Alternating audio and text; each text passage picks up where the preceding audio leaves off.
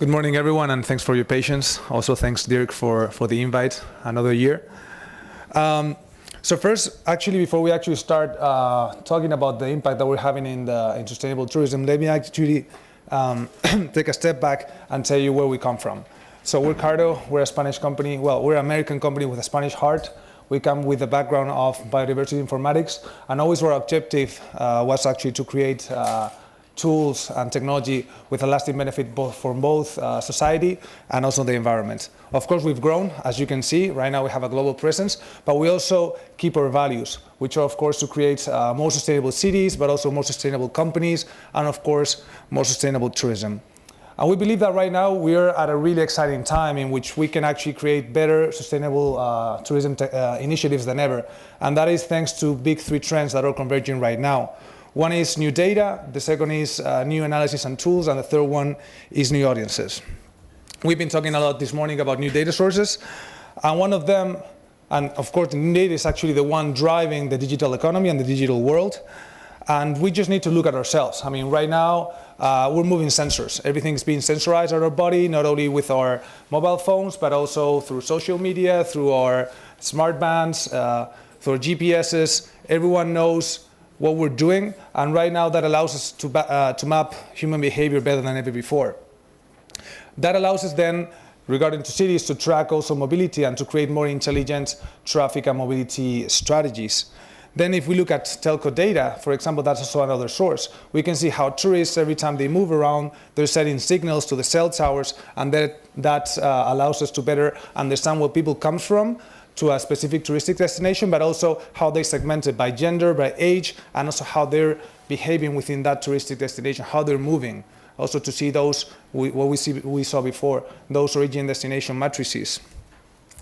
Even at the level of precision that we can actually tell with these new technologies, who, for example, inside a really specific point like Central Park, who is actually walking, who is actually going by a bicycle, or who is actually taking the underground below the city.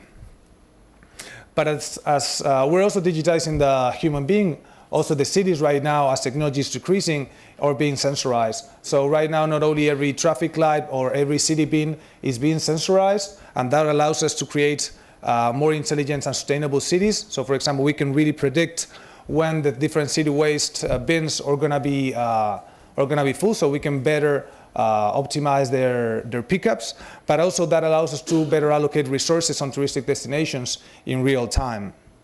A good example, that was actually the one that Juan de Dios has actually mentioned. This is a project with BVI Tourism, is as well the digitalization of commerce. Right now we have terminals on the different commerces that are really that are a great proxy of how tourists are behaving. Let me put this on.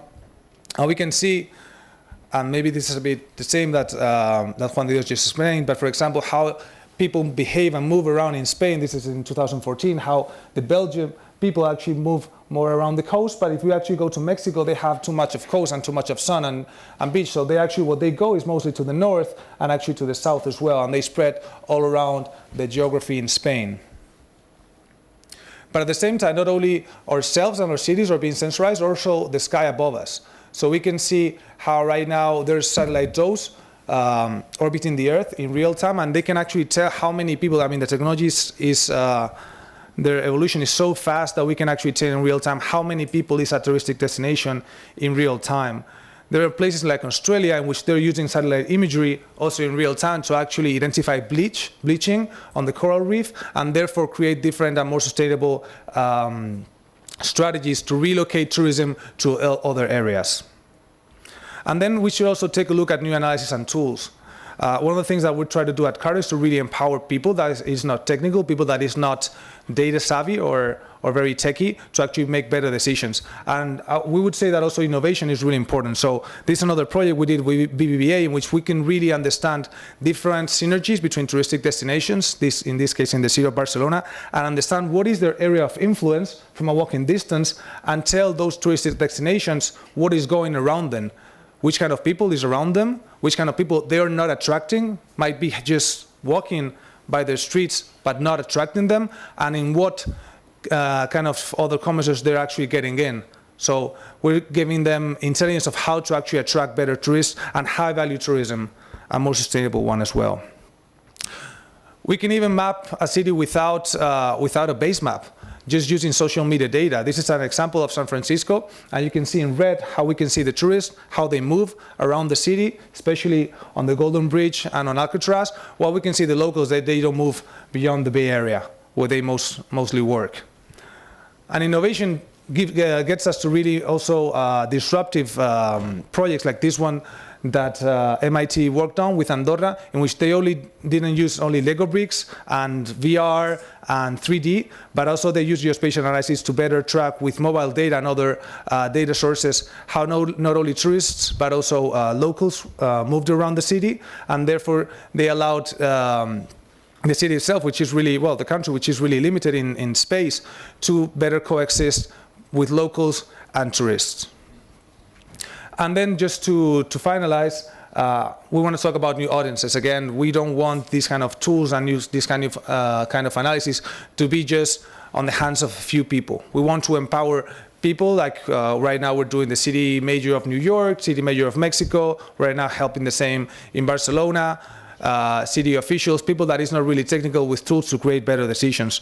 On those better decisions, we need to embrace everyone. That means town halls, private companies, and also those touristic destinations that want to be smarter through geospatial analysis and through new data streams. So in the world that we believe is really in a real connected world with these new data sources that really create a census in real time, so we don't need to really rely on old data sources like the census, for example, that happens every 10 years, but we can really better use this kind of new data and analysis to create more intelligent and more sustainable initiatives for tourism. That's everything, and looking forward to questions afterwards. Thank you very much.